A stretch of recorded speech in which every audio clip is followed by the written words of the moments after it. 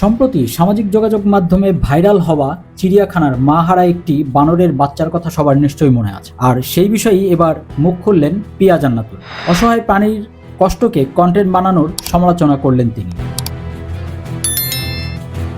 জাপানের ইচিকাওয়া সিটি চিড়িয়াখানার মা হারা একটি বাচ্চা বানরের ভিডিও সম্প্রতি সামাজিক যোগাযোগ মাধ্যমে ব্যাপক সাড়া ফেলেছে। ভিডিওটিতে দেখা যায় ছোট বানরটি একটি নরম খেলনাকে জড়িয়ে ধরে আছে, যেন সেটাই তার একমাত্র আশ্রয়। এই আবেগঘন দৃশ্য নাড়িয়ে দিয়েছে মডেল, আইনজীবী ও অভিনেত্রী পিয়া জান্নাতুলকে। তবে এই অসহায় প্রাণীর গল্পকে ঘিরে কিছু ব্র্যান্ডের প্রচারণামূলক কৌশলে ক্ষোভ প্রকাশ করেছেন তিনি।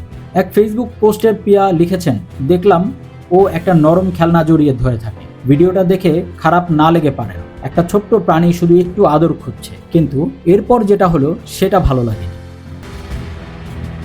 অনেক ব্র্যান্ড ওর নাম ট্যাগ করা শুরু করেছে, নিজের প্রোডাক্টের সঙ্গে ওর গল্প জুড়ে দিল। অসহায় প্রাণীর কষ্টকে কন্টেন্ট বানানোর প্রবণতা সমালোচনা করে তিনি বলেন, ইমোশনাল কথা লিখে মার্কেটিং করা হচ্ছে, মানে একটা বাচ্চা প্রাণীর কষ্টও এখন কন্টেন্ট। এটা খুবই স্বার্থপর মনে হয়। অসহায় প্রাণীর আবেগকে নিজের লাভের জন্য ব্যবহার করা ঠিক না। পবিত্র রমজানের প্রসঙ্গে টেনে তিনি আরও বলেন, আমরা রোজা রেখে বুঝি খিদা কি জিনিস, ইফতারের আগে পেটের কষ্টটা অনুভব করি। তাহলে ভাবুন, রাস্তায় থাকা প্রাণীগুলো যারা প্রতিদিন না খেয়ে থাকে তাদের কেমন লাগে।